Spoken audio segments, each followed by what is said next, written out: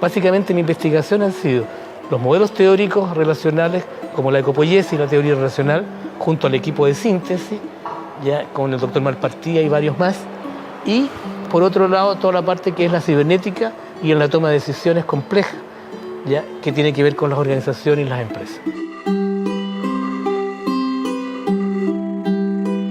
El trabajo mío consta fundamentalmente de dos líneas, ¿ya? Primero, la ecopoiesis, que viene o sigue, digamos, después de la autopoiesis maturana, en la cual la ecopoiesis permite entender la viabilidad del sistema desde lo que es la relación entre lo sostenible, que son las relaciones, y lo sustentable, que son los recursos. Esa es la base de la ecopoiesis, el vínculo. O sea, tú vas desde la sostenibilidad de las relaciones hacia los recursos, generas ecopoiesis. Pero si vas de los recursos a las relaciones, generas sismogénesis cultural, o sea, disociación, que es la base hoy día que estamos viviendo. O sea, las relaciones hoy día en ninguna parte son importantes, lo que son importantes es los recursos.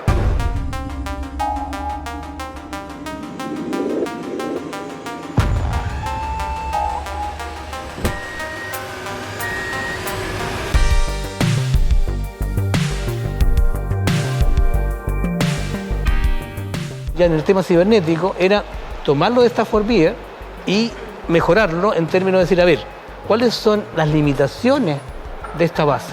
Y nos dimos cuenta que en el campo de Stafford Beer había que eliminar toda la parte que está lo externo, lo ambiental, por decirlo de una manera, porque no es necesario. Por lo tanto, la complejidad no está afuera, la complejidad está en el sistema de relaciones, en el sistema de conocimiento, en la toma de decisiones. ¿Dónde hemos aplicado esto? Lo hemos aplicado en gobiernos, Bolivia, por ejemplo, lo hemos aplicado sobre todo en minería.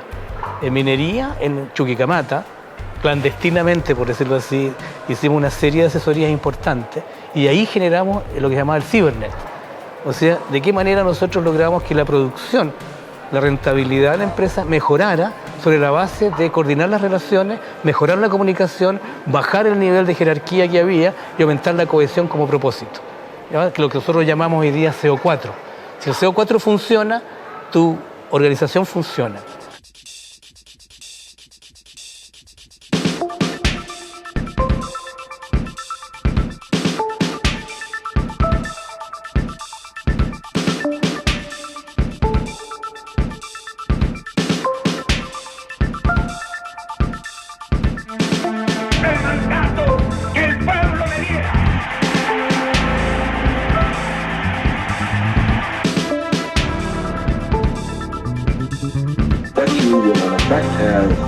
In Latin America is a red sandwich, and eventually it'll all be red. Yo creo que la resignificación viene de la carencia.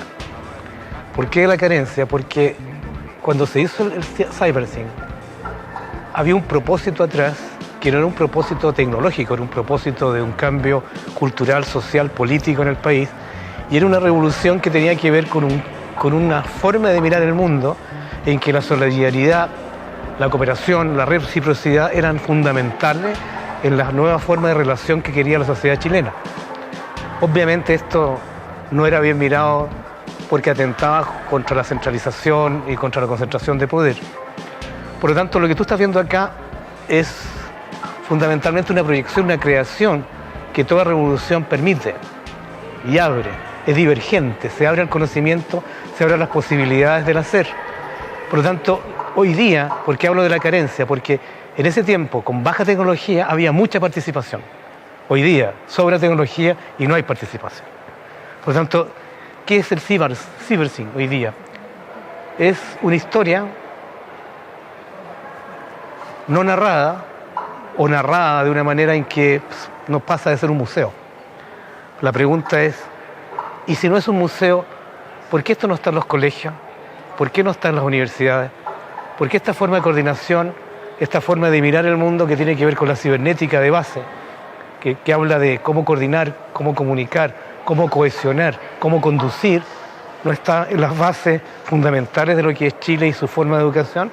No está. Por lo tanto, resignificar hoy día implica una carencia.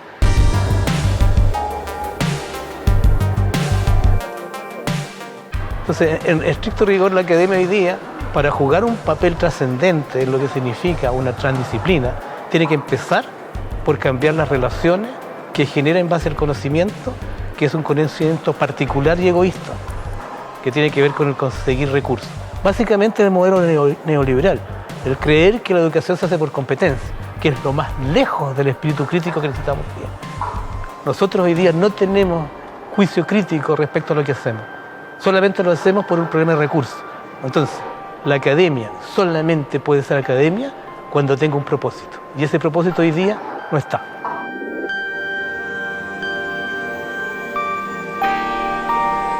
La cibernética del 45 ya no es la cibernética del siglo XXI del 2023.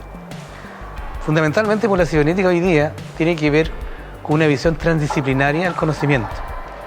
Y siempre la cibernética ha sido eso, una idea transdisciplinar.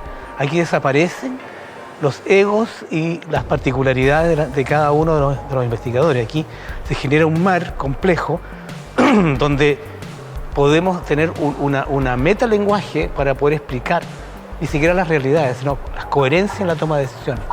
Entonces, la cibernética es una herramienta teórica, conceptual y de aplicación que nos permite construir un puente entre el conocimiento judeo-cristiano que tenemos y nuestros ancestros. ¿Por qué? Porque permite entender cómo se coordina, cómo se cohesiona, cómo se comunica y cómo se conduce los sistemas relacionales para la toma de decisiones.